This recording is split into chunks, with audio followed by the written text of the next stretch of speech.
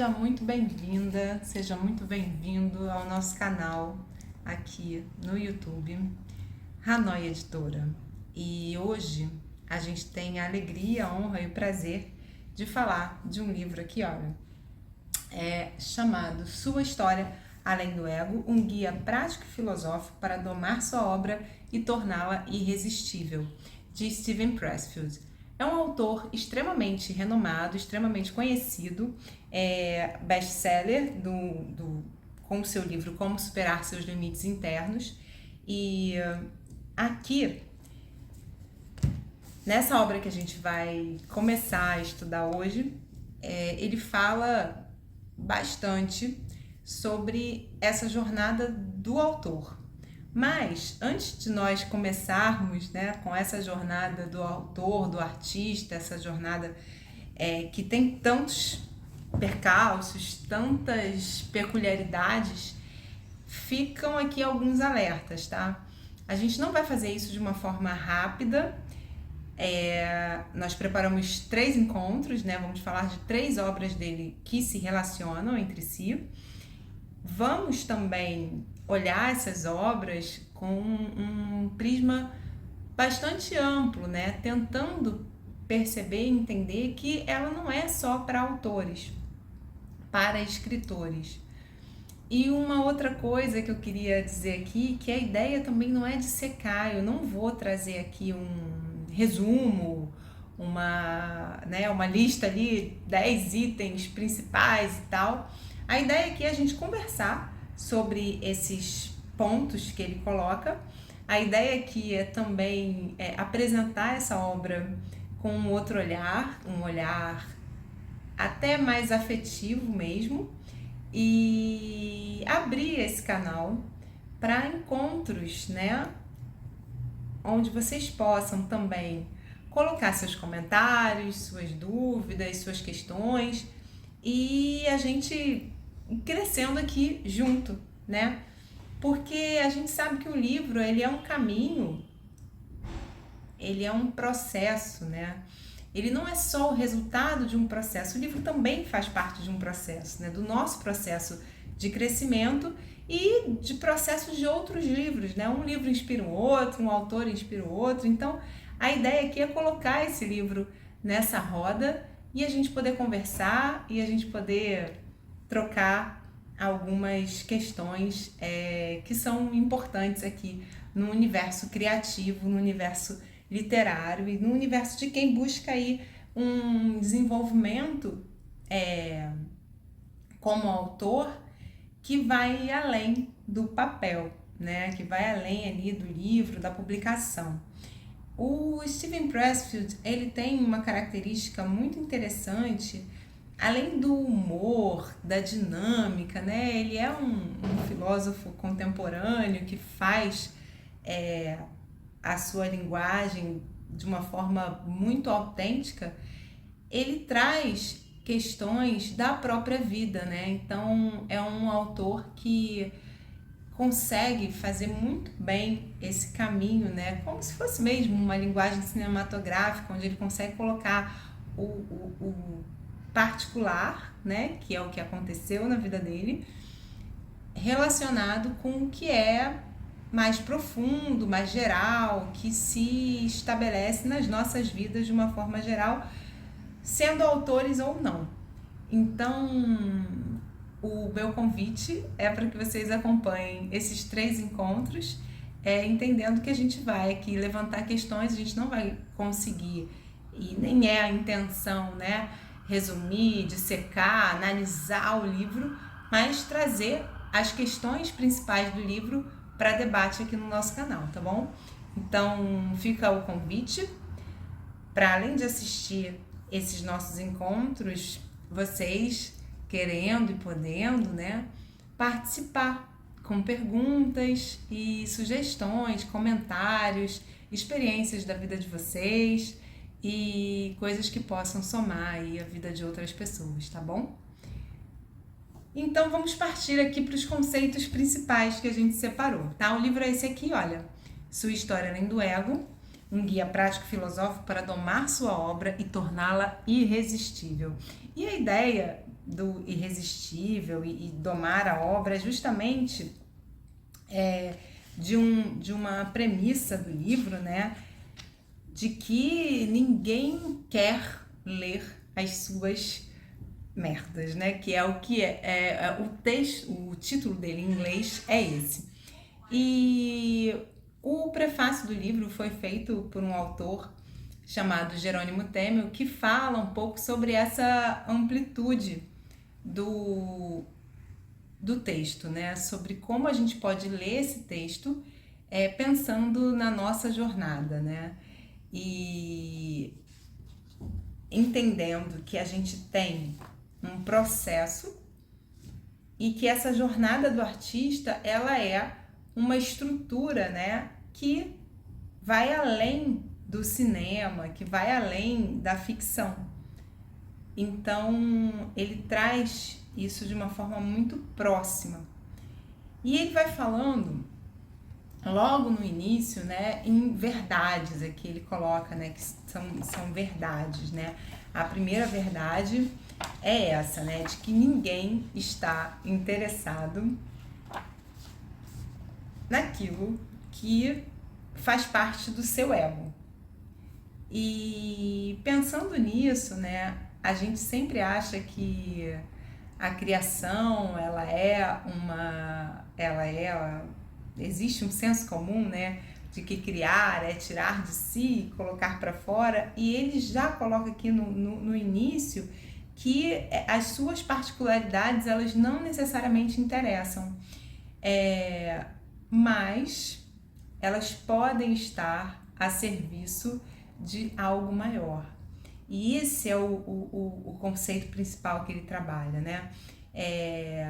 E aí ele fala, né? Se você quer escrever e ser reconhecido, tem que fazer isso por conta própria.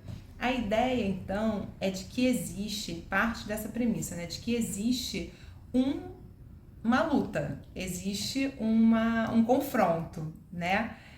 Que é interno, onde o seu ego pode ser um grande inimigo. E a partir daí, dessa reflexão, que é bastante profunda, ele vai passar para um outro movimento, né?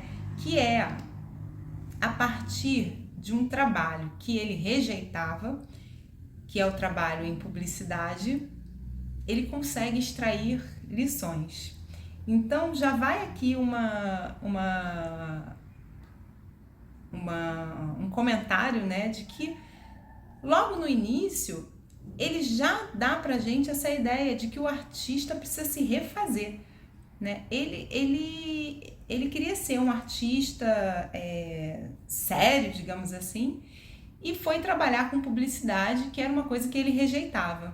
Mas a partir do trabalho dele na publicidade, ele conseguiu entender alguns elementos, como, por exemplo, o conceito, né? Ele fala que ele aprendeu ali na publicidade a extrair o conceito, a falar de um conceito e não do produto. E isso é muito interessante, né? Porque muitas vezes a gente tem uma leitura superficial da vida, né? Uma leitura superficial das nossas produções mesmo, e a gente não consegue entender e olhar aquilo pelo conceito que ele carrega, né? Então, ele traz muito forte, né, essa imagem da luta, da transformação e de como as lições, né, o aprendizado, ele não vem de onde se espera, né, mas ele vem de uma busca interna e de uma necessidade de reinvenção, de uma necessidade de se construir ali, né. Esse é o primeiro conceito que ele trabalha, né, essa luta criativa. Então, assumir que existe uma luta, assumir que o seu ego vai querer ali tomar a frente, e isso não é bom, entender que existe um conceito maior do que aquilo que está na superfície e conseguir fazer com que isso se realize dentro de um processo que ele vai contando ao longo. E aí tem uma parte muito interessante logo no início que ele fala assim, como ter ideias ruins. E aí ele fala uma frase incrível que é fácil ter uma péssima ideia sob demanda. Não é tão fácil ter uma ideia medíocre, mas e uma boa ideia? Trabalhei com publicidade temporariamente entre 7 e 10 anos. E aí ele fala assim, olha, quando você trabalha... Aliás, ele fala, aprendi muito sobre ter ideias ruins. Entretanto, quando você se esforça muito, você tem ideias ruins. Quando trabalha mecanicamente, você tem ideias ruins. Quando segue fórmulas, você tem ideias ruins. Quando está desesperado ou em pânico, você tem ideias ruins. E aí ele fala que aprendeu que bons redatores e bons diretores geralmente têm ideias boas, e ele queria ser um dos bons. E o bacana aqui, né, é que ele vai colocando que faz parte, ele teve que aprender esse lado ruim, aprender a ter ideias ruins e entender quais eram as situações, né? Então, a pressão, o pânico, a mecânica, a fórmula, isso tudo é muito compatível com as ideias ruins. E ele vai à frente, né, falando sobre os problemas e as soluções e como esse mundo da publicidade trouxe a ele esse background, né, essa experiência. E mais à frente ele vai falar sobre os demônios, né? E aí é quando tudo vai tendo um pouco mais de clareza, né? E ele fala assim, eu não tinha ideia de resistência naqueles dias. Não sabia que existia dentro da minha cabeça uma força invisível e insidiosa, intratável, cujo único objetivo era de me impedir de fazer o meu trabalho, ou seja, terminar o livro que eu vinha tentando escrever ao longo de 7 anos. E aí ele vai posicionar, né, nesse segundo momento, o conceito da resistência. Esse conceito da resistência é um conceito que acompanha as obras do Pressfield, aparece em outras obras, mas é interessante a gente... a forma, né, como ele apresenta aqui, né? Então ele apresenta uma situação onde as ideias ruins aparecem, mas ao mesmo tempo não é só sobre ter boas ideias ou ter ideias ruins ou excelentes. Ele vai justamente fazer um trabalho com esse conceito, né, da guerra e da resistência. Esse processo, ele vai entendendo, né, que é um padrão, esse de lidar com a resistência e esse padrão de desistir, esse padrão de abandonar uma ideia ou trocar de emprego ou fazer algo que vá desvirtuando aquele projeto de finalizar o livro. E aí é uma coisa interessante a gente ter bem claro, né, o que é essa resistência, né, essa força que nos conduz a permanecer. Então, lembrando que ele fala ali de como a indústria do cinema, a indústria da publicidade não era aquilo que ele queria. E aí, olha só que interessante, ele usa essa palavra, né, resistência. Quando você resiste é porque você não aceita. Não aceita o quê, né? E aí isso já é uma interpretação um pouco livre aqui, né? De que a resistência é justamente não aceitar as informações, né, que estão vindo. Então, você tem um espírito criativo, você quer fazer alguma coisa, você foi chamado, né, você foi conduzido a desejar fazer alguma coisa, mas você resiste a esse impulso, você resiste a esse processo, né? Então, por quê? Porque você tem os seus julgamentos, né? Então, acho muito interessante. Ele nunca se coloca como um sabe-tudo, né? Então, ele vai falando o tempo todo dos percalços, de como ele era arrogante, achando que aquilo não prestava, mas que ele teve a sabedoria de aprender com o processo, né? Então, muitas vezes a gente coloca, né, o filósofo, o sábio, num lugar ali já pronto, né, como se as coisas para ele fossem fáceis, porque ele tem uma grande capacidade de tirar conclusões interessantíssimas, e ele se coloca de uma outra forma, né? Ele escreve aqui, meus demônios. E é muito interessante quando a gente pensa num filósofo, um guia, né? Ele é um autor renomado que nos ensina a escrever, ele tem cursos sobre isso, né? Se colocar dessa forma, como uma pessoa que tinha ali demônios que o acompanhavam, né? Que é essa questão da resistência. Então, fica aqui pra gente, né, que essa resistência na jornada do artista, ela é muito clara, mas muitas vezes a gente tem também resistências aí em outras áreas da vida, em viver processos transformadores, né? Então, estão sendo oferecidas oportunidades de desenvolvimento, de crescimento, e por um motivo de proteção, né, do ego, existe essa resistência com a qual a gente tem que lutar. Nesse processo da escrita, é muito interessante a gente pensar que essa resistência, ele fala aqui, olha, que ela é insidiosa, invisível.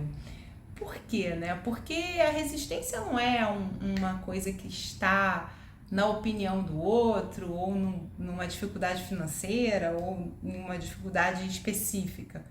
A resistência é justamente esse movimento, né, que muda, né? Ele pode estar presente em qualquer lugar, mas principalmente dentro da gente, né? Então, um pensamento negativo, uma conclusão exagerada, uma intolerância a certas aprendizagens, isso tudo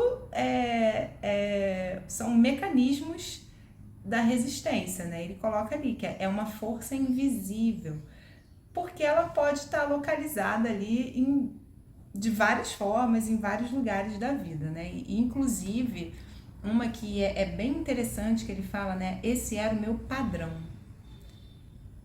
E ter essa resistência como padrão é algo bem desafiador, né?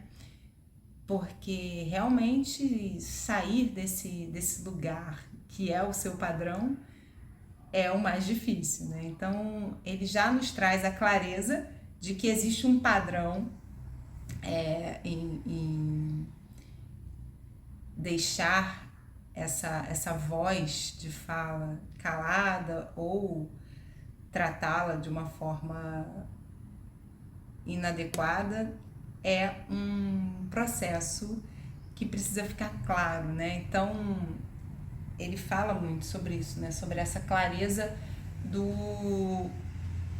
em relação à resistência, né? Você conseguir ver o vilão, conseguir ver o seu inimigo para aí sim conseguir combatê-lo.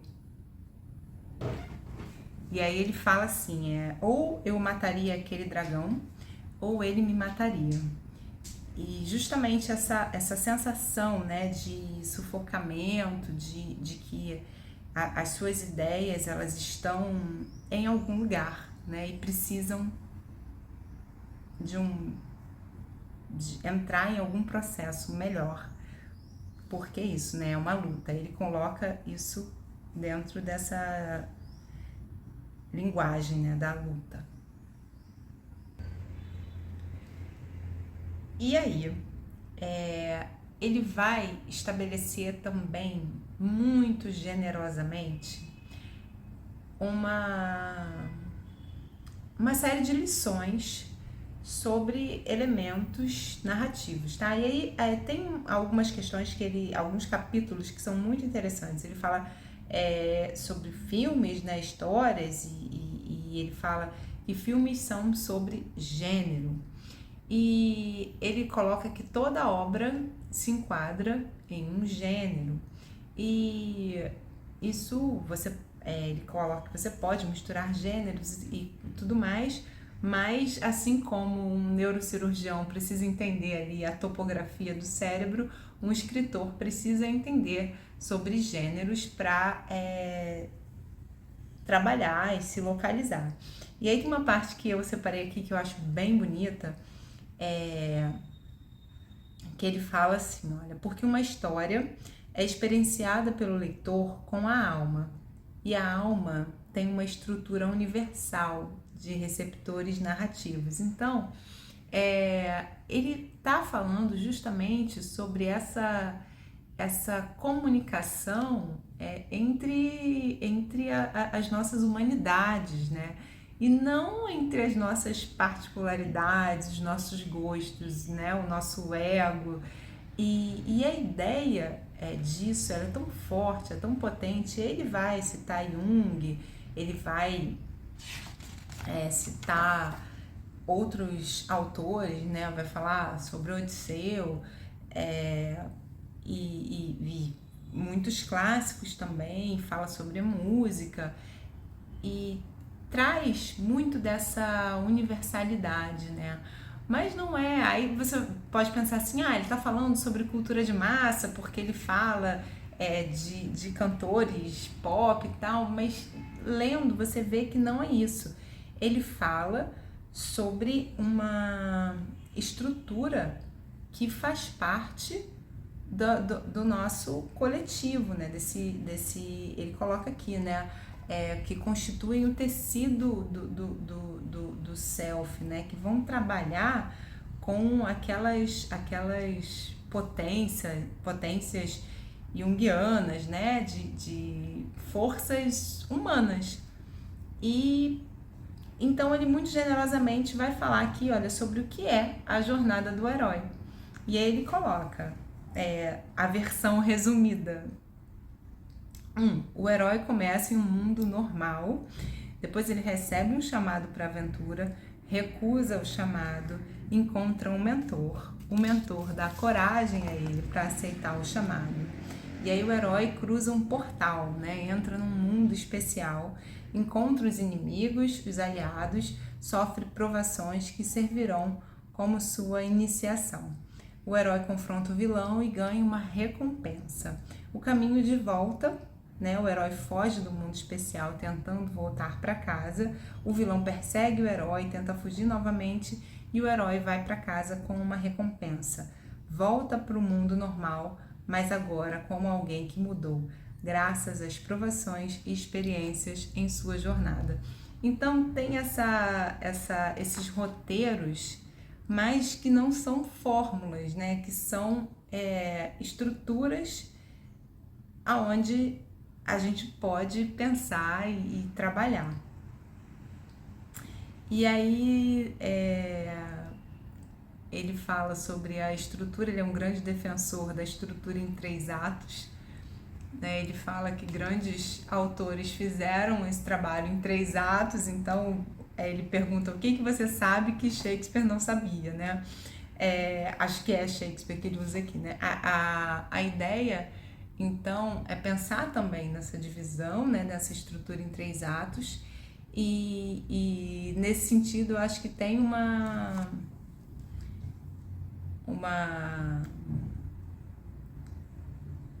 generosidade, né? E também uma didática ali muito especial, né? Onde ele nos ensina fazendo e nos traz essa possibilidade. Não é um livro que deixa só umas ideias no ar. Não, ele trabalha mesmo com algumas estruturas bem interessantes.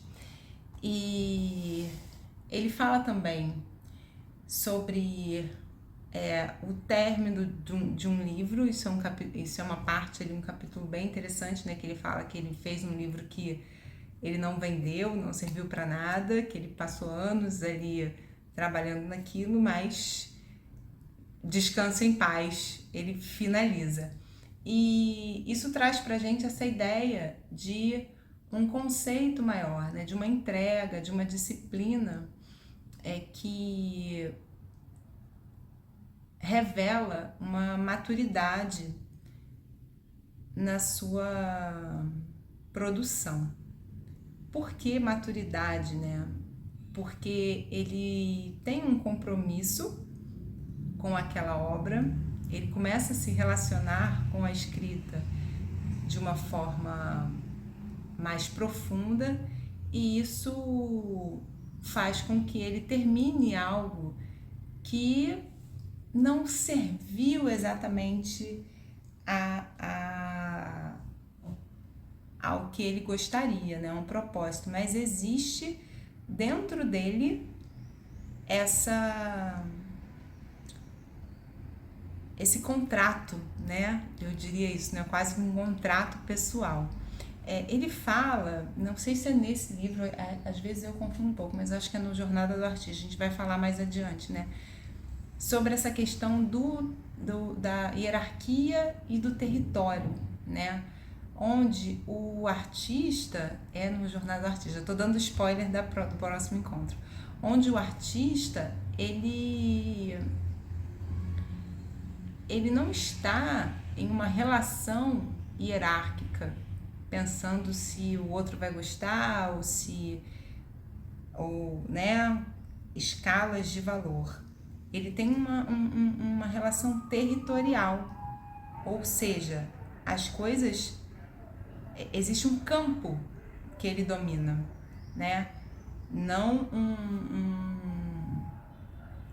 uma escala ali de juízo de valor. Isso não é uma coisa fácil, né? A gente sabe, o julgamento, ele é uma das faces da resistência, né? E ele fala bastante sobre o vilão aqui, né? Fala sobre o segundo ato, né? Que pertence ao vilão, e ele fala sobre esse vilão ser um vilão interno, né? Isso é bem interessante, ainda relacionado com a questão da resistência, e ele vai trazendo elementos ali, né? De como esses personagens aparecem, né? Como esse vilão, e como o herói, né? Eles representam algo maior do que eles mesmos. Isso é muito interessante, né? Que é quando a gente tem, por que o herói, né? Porque ele veste a missão, né? Ele não é mais ele vai por algo. Então, que vai além da vaidade, né? Então, quando ele coloca aqui a ideia da disciplina, não é aquela disciplina de cumprir tarefa. É uma disciplina que está relacionada lá ao conceito de se livrar do ego, né? Então, é uma disciplina muito mais profunda, eu acho. E aí ele vai falando, olha, sobre essa estrutura narrativa, fala sobre a gente começar pelo fim. Então, muitas pessoas falam, né, sobre visão, imaginação, criação e tudo mais, e aí ele é muito claro, né, comece pelo fim.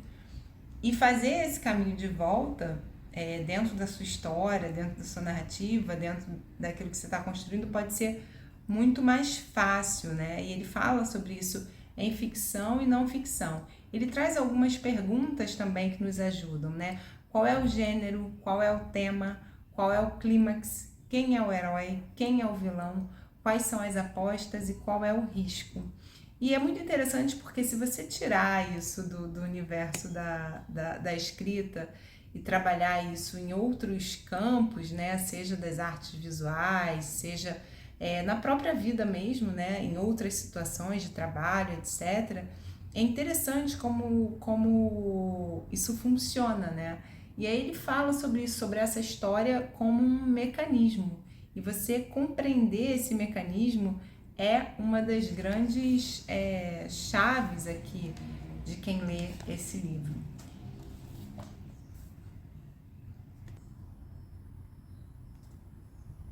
E aqui, pelo roteiro, né, que ele coloca, ele não é um roteiro, né, mas dentro dessas divisões ele fala sobre texto e subtexto.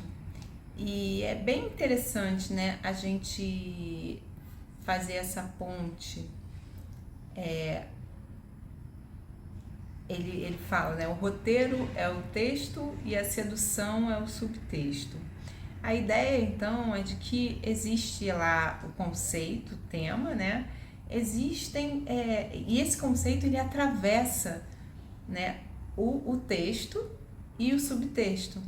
E a ideia é que ele dá alguns exemplos, né? Muitas cenas de filmes são exemplos, e ele fala sobre essa relação que acontece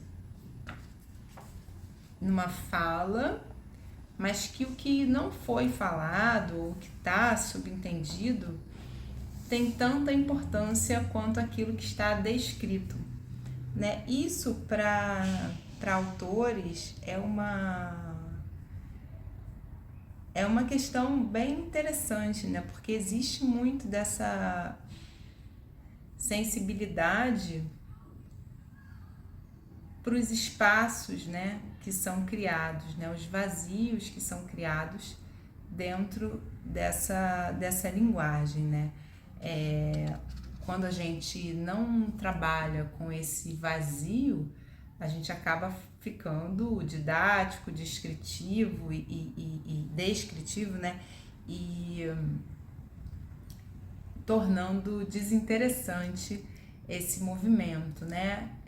Justamente quando ele fala de sedução, é aquilo que não foi totalmente revelado, né? Então lidar com esses mistérios, lidar com essa condição daquilo que é indizível, daquilo que está subentendido, daquilo que uma palavra, um objeto pode representar, é uma coisa interessante. E fico aqui pensando, né, o quanto que isso leva de tempo para que sejam feitas essas escolhas com calma, né, com a devida sabedoria, porque muitas vezes existe uma ideia, né, de produtividade, né?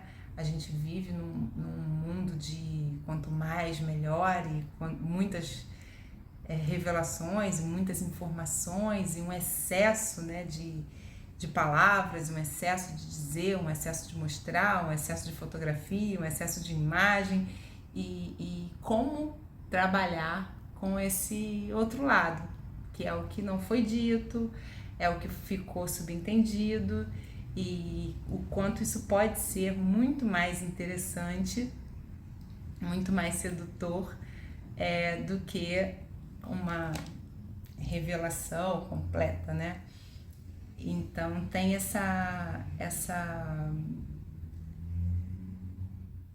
esse dado, né, que é um dado da sensibilidade, que a gente pode treinar e pode se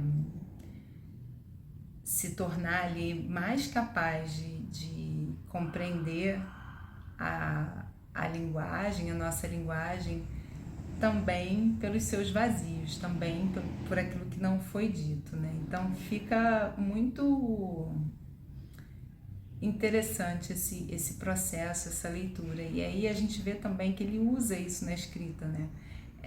Às vezes ele conta uma história dele sem muitos detalhes.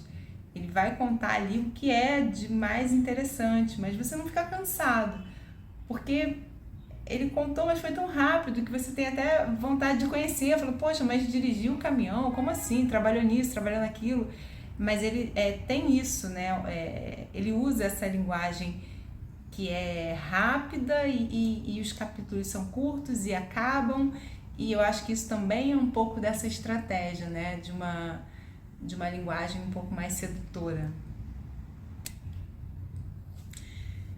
E um outro capítulo aqui de grande generosidade, ele fala sobre como nós aprendemos, né? Ele fala que nós aprendemos com incrementos, com pequenas melhoras, né? E também sob pressão.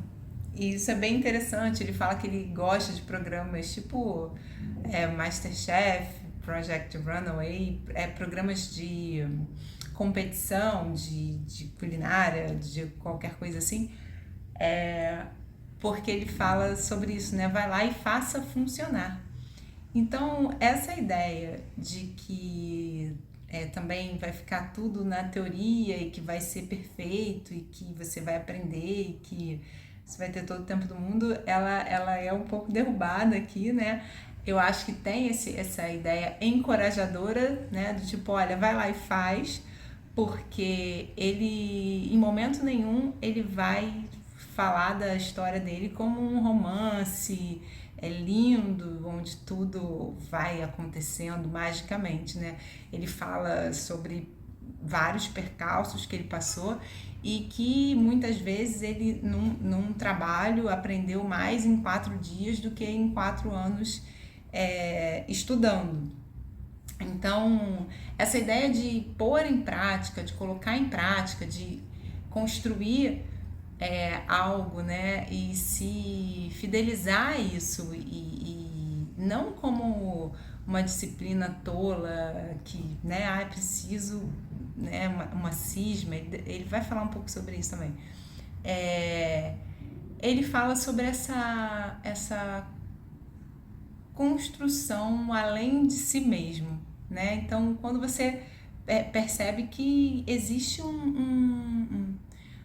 uma aprendizagem que é maior e que você tem essa condição, né? Ele não fala nada que muito mágico, né?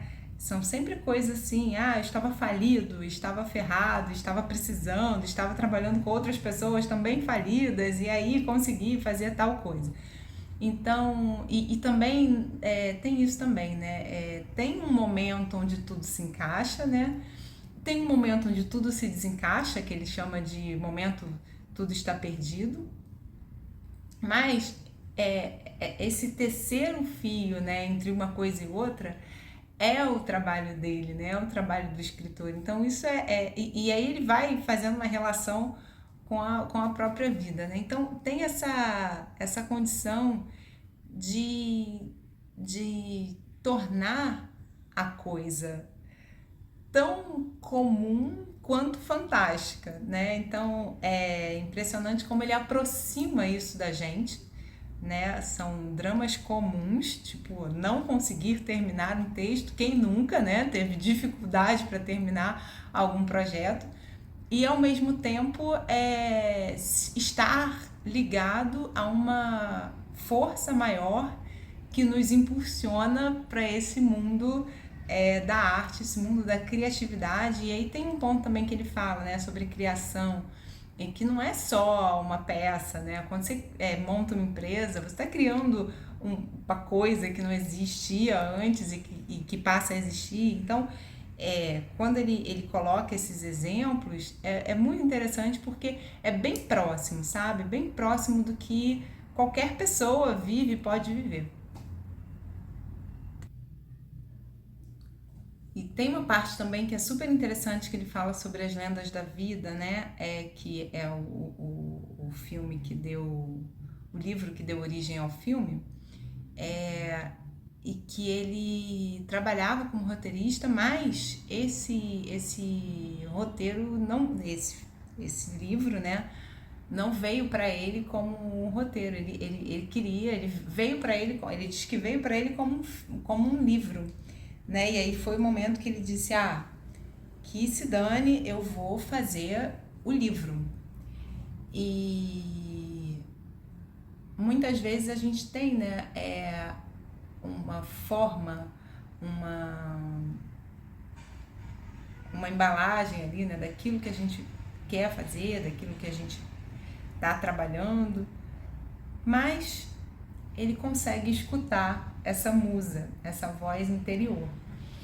Isso é uma das lições mais importantes do livro, né? Ele vai falando sobre como ele estava trabalhando duro, como ele estava escrevendo muito, como ele estava se dedicando muito àquilo, e a ideia do Lendas da Vida veio e ele atendeu a isso, né? Então é também um pouco desse ato de coragem, de estar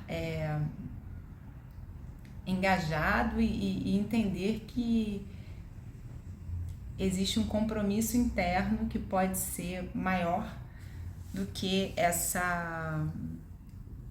esses formatos, né, que a gente se propõe a fazer. Então, mudar de rota, né, pode ser interessante.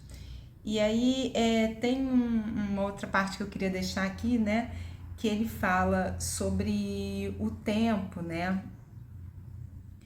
e sobre esses aprendizados, né? E aí ele fala que ele aprendeu, né, como começar um projeto. Então ele fala, olha, todo trabalho deve ser sobre algo, deve ter um tema. Depois ele fala que todo trabalho deve ter um conceito, ou seja, uma visão, um viés únicos.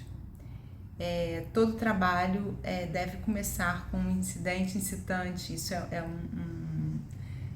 um acontecimento, né, que vai, digamos, estopim, né, alguma coisa que vai levar as coisas a acontecerem, né. Todo trabalho deve ser dividido em 3 atos, a gente já falou sobre isso. Toda personagem deve representar algo maior que ela mesma, e a questão do tema e do contratema, isso tudo vai aparecer aqui no livro de uma forma muito repentina. Muito repentina não, muito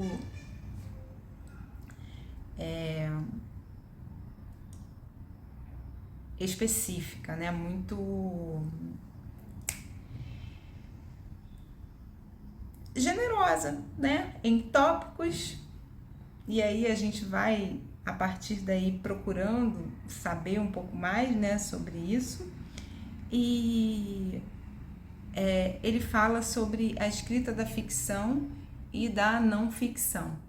Isso é bem interessante. A gente sempre tende a achar que são movimentos completamente diferentes. Só que ele desconstrói isso, né? Ele apresenta a não ficção como ficção, né? Ele diz que a não ficção tem que ter uma estrutura tão envolvente, né? Que traga o conceito, o clímax, a perda, a vitória, o retorno, né? A mensagem, isso tudo da mesma forma que a ficção.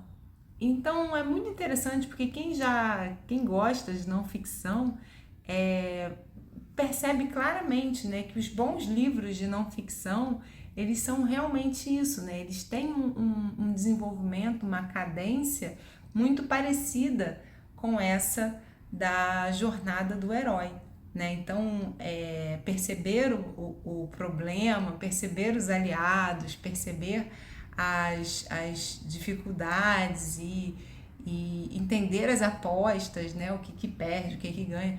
E isso é muito claro, né? E aí ele fala numa parte do livro que você tinha que usar essa estrutura para escrever uma tese de mestrado, um comercial de pasta de dente, qualquer coisa, porque ela é uma estrutura humana, né? Trabalha com esses arquétipos que são humanos, e aí só assim a gente consegue tocar o outro, se comunicar, né, de uma forma mais profunda e mais verdadeira. Então, tem isso, né, de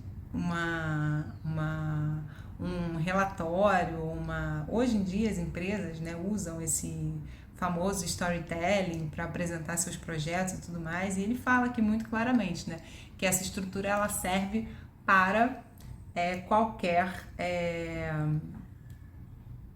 construção, né, ficção e não ficção. E aí ele fala da experiência dele com a não ficção, né, que é a Guerra da Arte, que muitas vezes é localizado como um trabalho de autoajuda, e aí vem todos os julgamentos sobre isso e tudo mais. E aí tem um ponto que eu gostaria de destacar, que ele fala, é um capítulo que ele fala a bagunça que se tornou a Guerra da Arte. E ele conta que a Guerra da Arte foi um acumulado de textos que ele passou para, só para não errar o nome, Sean Coyne. Sean Coyne é o editor dele, né? Que foi quem editou, quem costurou aquilo, né? Organizou e publicou. Então, muitas vezes a gente tem, né, a ideia de que uma publicação, um trabalho autoral, ele é um trabalho solitário. E nem sempre, né? Ele sempre fala do Sean Coyne e essas parcerias, né, elas são fundamentais em vários momentos para vários autores. Isso tira a gente desse lugar, né, tão árduo que é o da, né, a solidão, do isolamento, né? Eu nem diria solidão, mas o isolamento, né? O autor tem que estar isolado ali, tem que estar, né, e concluir tudo, fazer tudo isso não é real.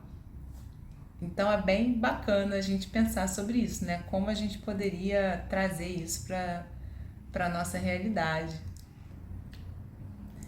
E aí a gente já está terminando aqui o nosso encontro, mas eu gostaria de ler uma parte aqui do finalzinho, né? Que ele fala afinal sobre o que esse livro é. E aí ele fala: se é da nossa alma que estamos falando, então nossa passagem pelas diversas disciplinas dessa vida, se estivermos realmente prestando atenção, é uma educação para eliminar o ego, nos afastar do medo, da preocupação consigo mesmo, das aspirações por reconhecimento, recompensas materiais e terrenas e até que nos movamos ao reino do dom, onde o que oferecemos é para o bem do leitor e não para o nosso. E tem essa passagem, né? Então, estar além do ego é justamente esse desprendimento, né? E esse processo criativo, ele é muito, muito rico, muito importante e acho que pode ser pensado para todos, né? Porque é uma aspiração muito profunda, né? Muito eticamente estruturada, né? Muito forte, e se relaciona com uma outra passagem que eu queria deixar aqui. Aí vocês deixem seus comentários sobre o que acharam, o que não acharam, o que faltou, se ficou interessante e tudo mais. Deixando aqui a nossa leitura, o nosso abraço, vou colocar essas palavras aqui, olha, que eu acho incríveis. Ele fala aqui, olha, página 196, capítulo 115. São pequenos capítulos, tá vendo? E ele fala assim: nós sabemos o que um carpinteiro faz. Vou voltar. Nós sabemos o que um carpinteiro faz. Entendemos o trabalho de um cirurgião. Mas o que um artista faz? No que consiste sua habilidade? É esta: o artista entra no vazio com nada e volta com alguma coisa. Sua habilidade é desligar a autocensura, é pular do precipício. Sua habilidade é acreditar.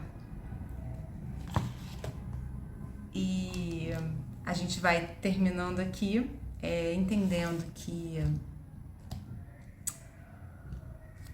a gente tem, né, essa habilidade de criar, a gente tem essa habilidade de acreditar e a gente pode desenvolver essa habilidade.